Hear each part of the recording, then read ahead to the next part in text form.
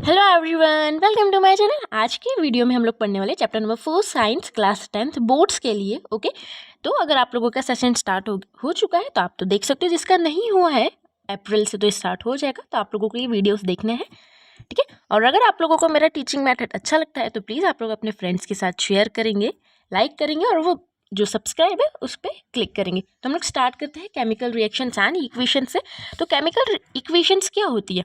सबसे पहले अगर हम लोग बात करें, एक केमिकल बहुत छोटी सी, अगर हम लोग एक कार्बन डाइऑक्साइड लेते हैं और उसमें अगर हम लोग 2 ऑक्सीजन लेते हैं तो हम लोगों को मिलता है रिएक्शन जिसको हम लोग बोलते हैं CO2, मतलब एक हम लोगों को कार्बन डाइऑक्साइड मिलता है। एक कार्बन और 2 ऑक्सीजन से हम लोगों को मिलता है कार्बन डाइऑक्साइड।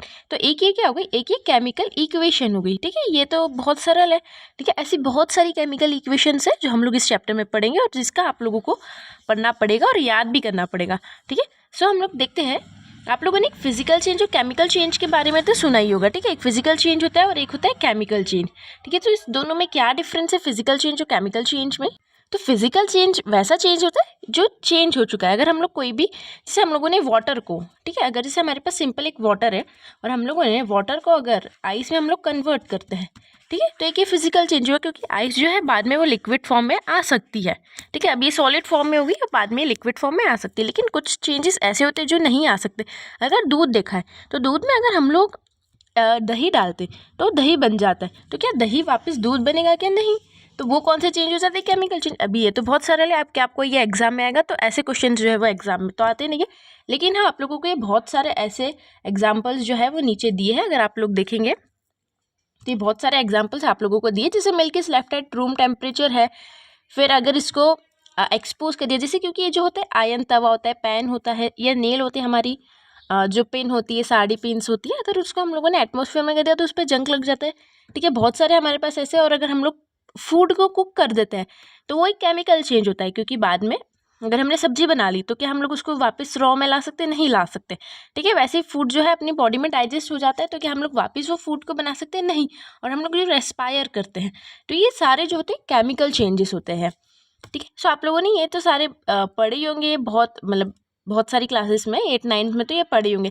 तो हम लोग ये चैप्टर में इसको नहीं पढ़ेंगे, सिर्फ इंट्रोडक्शन है आप लोगों को फिजिकल चेंज केमिकल चेंज का। और अगर इन दोनों में इक्वेशंस भी लिखते हैं, जैसे अभी मैंने आपको एक इक्वेशन लिख के बताई C+O2 CO2, तो इसमें इक्वेशंस भी लिखते हैं। तो ये सारी चीज़ें जो है आप लोगों को पढ़नी है, और इसमें जितना भी इक्वेशंस और रिएक्शंस रहेगा वो आप लोगों के लिए बहुत ज़्यादा इंपॉर्टेंट रहेंगे, क्योंकि वो पेपर में जो है आते हैं, ठीक है। तो अगर हम लोग आगे देखेंगे, तो अगर एक्टिविटी 1.1 देखेंगे, तो मैं पिछले साल जब मैंने पढ़ाया था तो मैंने यही बोला था कि जो एक्टिविटीज़ होती है ना वो बहुत ज़्यादा इंपॉर्टेंट होती है। बच्चों को ऐसा लगता है कि एक्टिविटीज़ जो है ना बहुत ज़्यादा इंपॉर्टेंट नहीं होती, लेकिन एक्टिविटी 2 बहुत ज़्यादा इंपॉर्टेंट होती है। उसके कंक्लूजन्स आते हैं और आप लोगों को क्विज बेस्ड स्टडी में जो है एक्टिविटी इंपॉर्टेंट रहती है, ठीक है। तो अगर हम लोग देखते हैं एक्टिविटी 1.1, तो आप लोगों को ये एक्टिविटी में क्या करना है, तो एक मैग्नीशियम रिबन लेनी है, ठीक है। MG अगर आप लोगों ने पढ़ा होगा, आपको अभी बहुत सारी चीज़ें नहीं मालूम होगी, लेकिन MG जो होता है उसकी एक रिबन आती है, जैसे हमारी सैटिन की रिबन आती है जो हम लोग स्कूल में लगा के जाते हैं गर्ल्स,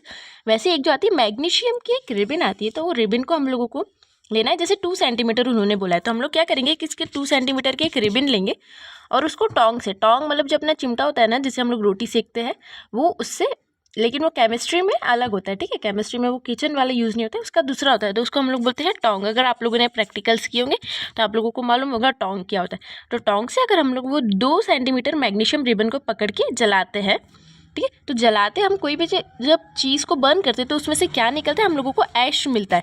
तो वो जो ऐश मिलता है, तो हम लोग वो ऐश का क्या करेंगे, उसको एक वॉच ग्लास में, वॉच ग्लास मतलब एक ना कांच का ग्लास होता है जिसको हम लोग केमिस्ट्री में वॉच ग्लास बोलते हैं, ठीक है। कॉनकेव शेप का होता है जिसमें हम लोग मटेरियल्स को वेट करते हैं और रखते हैं। और एक होती है चाइना डिश, वो भी मतलब वो मिट्टी की बनी होती है और उसमें भी हम लोग वही करते हैं। तो हम लोग एक वॉच ग्लास लेंगे, चाइना डिश किसी में भी लेना है, और वो जो ऐश कलेक्ट हुई है मैग्नीशियम रिबन की, वो ऐश को उसमें जो है कलेक्ट करना है और आपको देखना है कि अब बाद में क्या होता है, ओके। तो हम लोग जब भी कोई चीज़ को बर्न करते हैं, सबसे पहले आप लोगों ने कंबशन तो अगर पढ़ा होगा, अगर 8th-9th में, तो कंबशन क्या होता है कि एक चीज़ को बर्न करते हैं, लेकिन वो जो चीज़ बर्न होती है तो वो बर्न कैसे होती है, किसके प्रेजेंस में बर्न होती है? अगर हम लोग कोई भी चीज़ को बर्न करते हैं ना, जैसे अगर सो एक कंबशन होता है, आपको अभी ये चीज़ कंबशन आपको आगे आएगा, लेकिन मैं जनरली बता देती हूँ, कंबशन होता है कि हम लोग कोई भी चीज़ को बर्न करते हैं, तो हम लोग बर्न किसके प्रेजेंस में करते हैं? देखो, बर्न जो हम लोग करते हैं ना, वो ऑक्सीजन के प्रेजेंट में करते हैं। अगर हमारे पास ऑक्सीजन नहीं है तो हम लोग कोई भी चीज़ को बर्न नहीं कर पाएंगे। आप लोगों ने एक एक्टिविटी पढ़ी होगी, जैसे जो कैंडल होती है, ठीक है, कैंडल को आप लोग जला दो और उसके ऊपर ग्लास रख दो, ठीक है, कोई सा भी, तो देखना कांच के ग्लास रखना, और बहुत मतलब थोड़ी देर तक वो कैंडल बर्न करेगी और उसके बाद जो वो कैंडल है ना, वो स्टॉप हो जाएगी, उसके बाद वो बर्न नहीं होगी, क्योंकि वो जो ग्लास में जितना ऑक्सीजन था, ठीक है, वो ग्लास में जितना ऑक्सीजन था जब तक तो वो बर्न करेगी, लेकिन जैसे ही ऑक्सीजन खत्म हो जाएगा वो बर्न करने स्टॉप कर देगी। तो जब भी हमको कोई चीज़ को बर्न करना रहता है तो सबसे पहले देखना पड़ता है ऑक्सीजन है कि नहीं। ऐसे तो ऑक्सीजन होता है, लेकिन अगर कोई भी चीज़ वैक्यूम होती है जहाँ पे ऑक्सीजन नहीं होता है, तो वहाँ पे वो चीज़ जो है वो बर्न नहीं होगी। तो ऑक्सीजन के प्रेजेंस में जो चीज़ है वो बर्न होती है। अब हम लोगों ने देखा कि मैग्नीशियम रिबन को हमने अगर बर्न करा, तो जब मैग्नीशियम रिबन बर्न हुई तो मतलब वो किसके प्रेजेंस में बनी? ऑक्सीजन। तो उसमें ऑक्सीजन तो आएगा ही। अगर मैग्नीशियम रिबन अगर बर्न हो रही है तो उसमें ऑक्सीजन तो है, ऑफ कोर्स आएगा ही आएगा। तो हम लोग अगर उसका एक इक्वेशन, जैसे हम लोगों ने CO2 लिखा था, वैसे अगर हम लोग इसका भी इक्वेशन लिखेंगे तो वो कैसा बनेगा? जैसे मैग्नीशियम रिबन लिया, ठीक है, इट्स नॉट वर्किंग, ओके, अरे, तो अगर हम लोगों ने मैग्नीशियम रिबन लिया और हम लोग हमेशा उसको ऑक्सीजन के प्रेजेंस में बर्न करते हैं, हम लोगों ने उसको ऑक्सीजन के प्रेजेंस में बर्न किया, तो हम लोगों को मिलेगा Mg, वो मतलब मैग्नीशियम ऑक्साइड। इसको क्या बोलेंगे? Magnesium oxide. बिना ऑक्सीजन के हम कोई चीज़ को बर्न ही नहीं कर सकते हैं।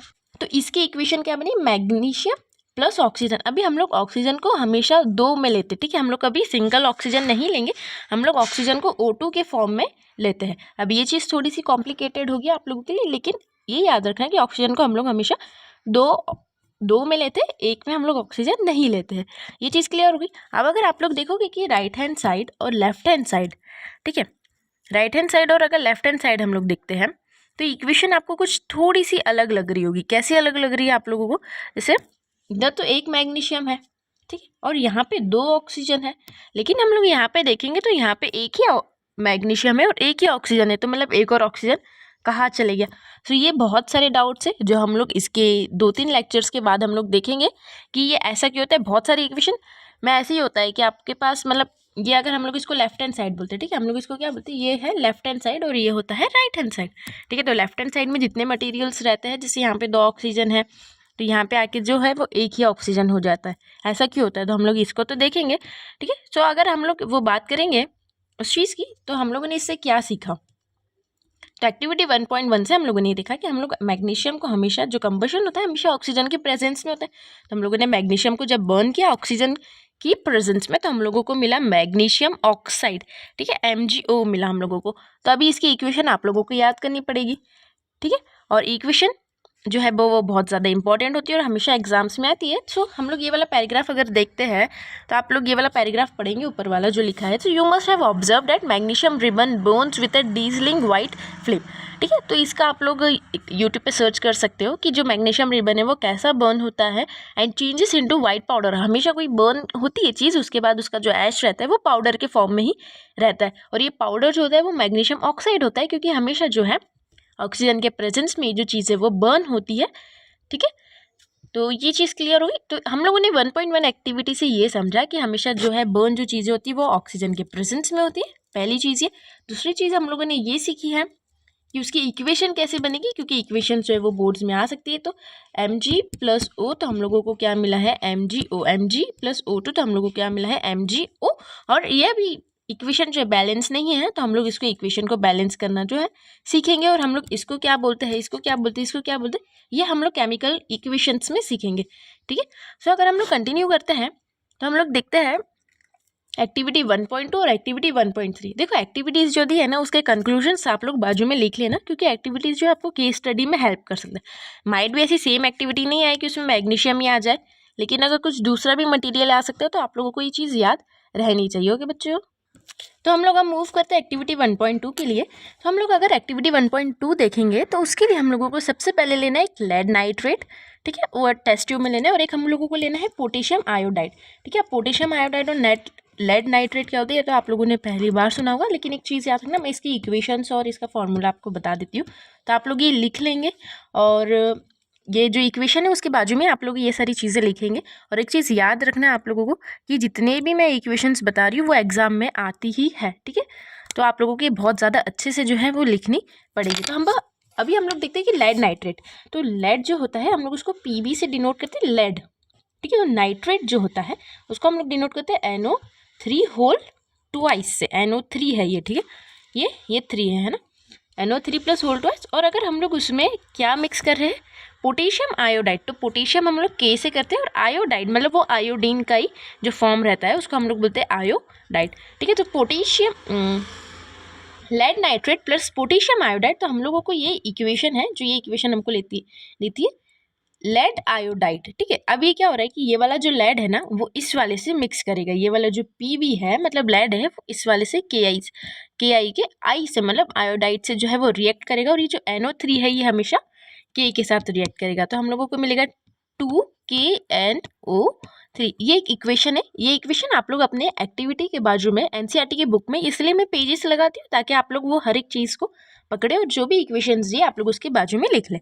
तो ये वाली जो इक्वेशन है आप उसके बाजू में लिख लेंगे अपनी एनसीईआरटी के बाजू में, क्योंकि ये इक्वेशन जो है आप लोगों को बोर्ड्स में आ सकती है, आपके यूनिट टेस्ट में कोई से भी पेपर में आ सकती है, एमसीक्यूज में भी आ सकती है, ठीक है। तो इक्वेशंस, क्योंकि चैप्टर का नाम ही केमिकल इक्वेशंस एंड रिएक्शन, तो आप लोगों को सारी केमिकल इक्वेशन जो है बहुत अच्छे से याद करनी पड़ेगी। तो ये वाली इक्वेशन आप लोग लिख लेंगे, ठीक है। अब इसका मैं आपको एक चीज़ बता देती हूँ, हम लोग लेड जो है वो पीबी को बोलते हैं और नाइट्रेट हम लोग बोलते हैं NO3 को, पोटेशियम मतलब के और आयोडाइड मतलब आई, ठीक है। अब ये इक्वेशन कैसे बन रही है, क्या हो रही, हम लोग इसको आगे वाले लेक्चर्स में देखेंगे, क्योंकि आप लोग कंफ्यूज हो गए कि यहाँ पे आई जो है एक है लेकिन यहाँ पे आई जो है वो 2 हो रहा है, यहाँ पे के जो है वो एक ही के है, लेकिन अगर हम लोग प्रोडक्ट में देखेंगे तो 2K हो रहा है, ठीक है। और यहाँ पे जो N है वो सिर्फ 2 ही N है, लेकिन ठीक है यहाँ पे जो N है वो 2 है, लेकिन यहाँ पे तो एक N ही दिख रहा है। तो अभी हम लोग देखेंगे कि ये कैसा है और ये सारी चीज़ों को हम लोग बहुत अच्छे से समझने वाले हैं, ठीक है। सो ये हमको बैलेंसिंग इक्वेशन जो है वो आनी चाहिए। तो इस चैप्टर का जो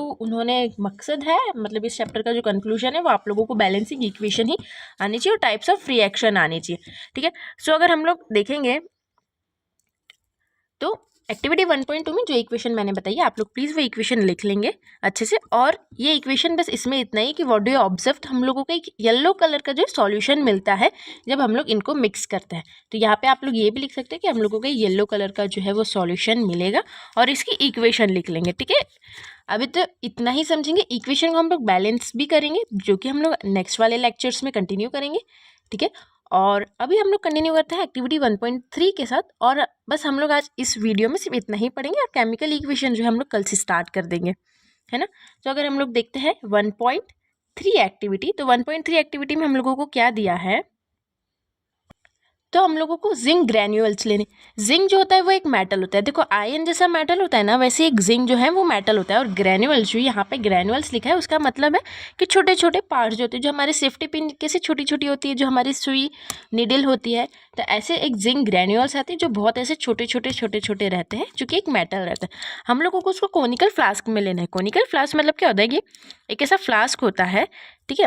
वो मेरी ड्राइंग थोड़ी अच्छी नहीं है इसलिए वो बन नहीं रहा है फ्लास्क, अगर मैं आप लोगों को बताऊंगी। अच्छा हम लोग 3 पे है ना, ओके ठीक है। तो एक कोनिकल फ्लास्क मतलब एक ऐसा फ्लास्क होता है, एक ऐसा फ्लास्क होता है जो कि कुछ इस शेप का होता है, ठीक है। ऐसा कोनिकल जैसा शेप का होता है, वो लंबा सा एक ऐसा होता है और ऐसा ग्लास होता है, ठीक है। यहाँ से कुछ ग्लास जो होता है वो ऐसे ऐसे कर्व भी होते हैं, ठीक है। आप लोग बस इतना समझ लेंगे। तो ये कोनिकल फ्लास्क में हम लोग सबसे पहले डालेंगे जिंक ग्रैन्यूल्स, ये छोटे छोटे जिंक ग्रैन्यूल्स डालें और उसके ऊपर से हम लोगों को ऐड करना है हाइड्रोक्लोरिक एसिड। देखो हाइड्रोक्लोरिक एसिड आप लोगों ने सुना तो होगा, लेकिन आपको इसका फॉर्मूला अगर नहीं मालूम है, ठीक है, तो इसका फॉर्मूला क्या होता है, हाइड्रोक्लोरिक मतलब हम लोग HCl डालेंगे, मतलब हाइड्रोजन प्लस क्लोरीन। आपको हाइड्रोजन मालूम होगा और क्लोरीन मालूम होगा, तो ये दोनों जब मिक्स होते हैं तो इसको बोलते हैं हाइड्रोक्लोराइड, जो कि एसिड होता है। और जो एसिड रहता है वो तो आप लोगों को मालूम है कि वो कितना डेंजरस होता है, वो बहुत ज़्यादा गर्म रहता है। अगर आप लोग एसिड में डायरेक्ट ऐसा हाथ डाल दोगे ना तो वो बहुत ज़्यादा जल सकता है, ठीक है।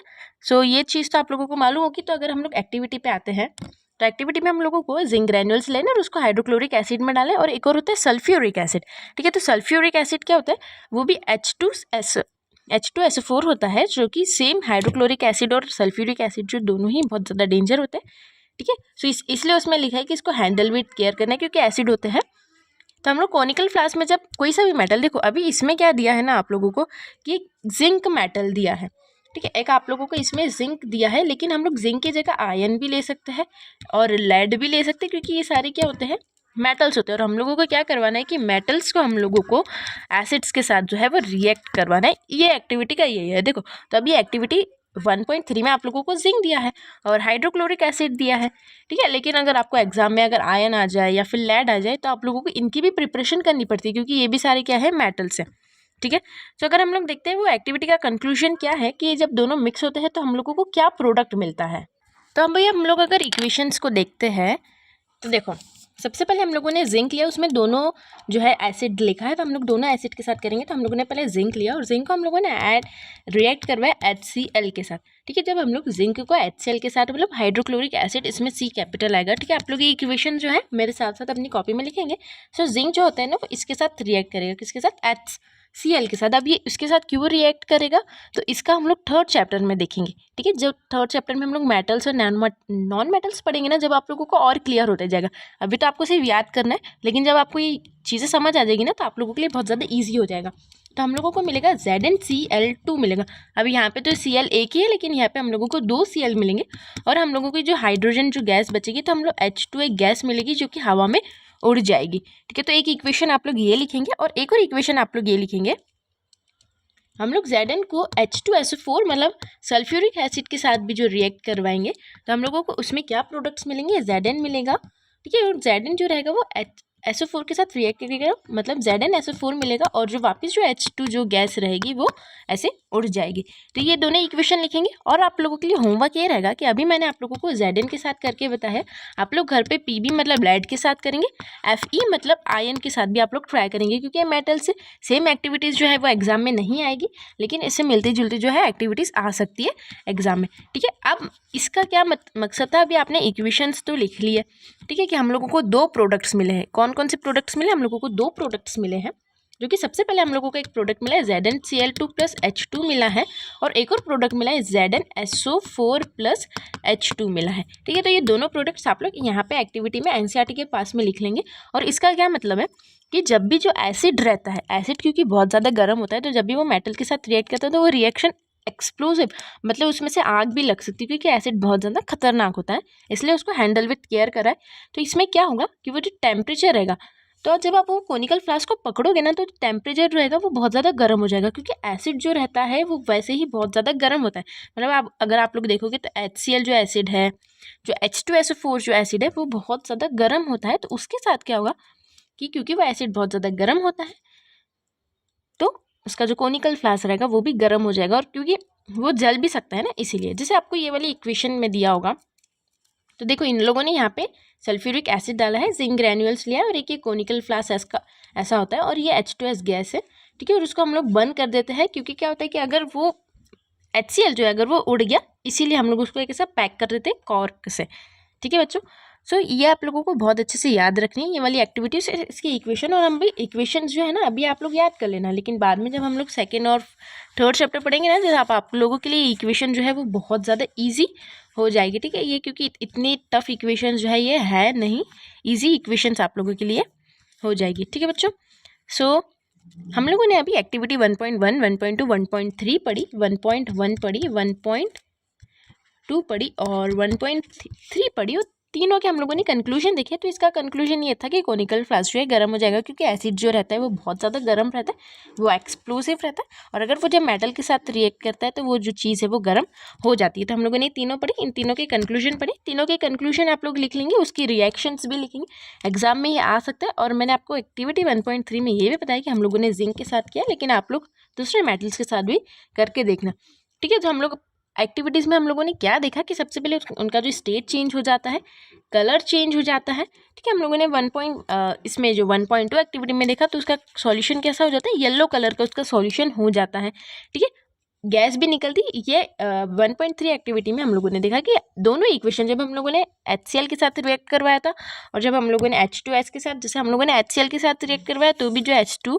गैस हमको इवॉल्व हुई, और जब हम लोगों ने H2SO4 के साथ रिएक्ट करवाया तो भी जो है वो गैस इवॉल्व हुई है, ठीक है बच्चों।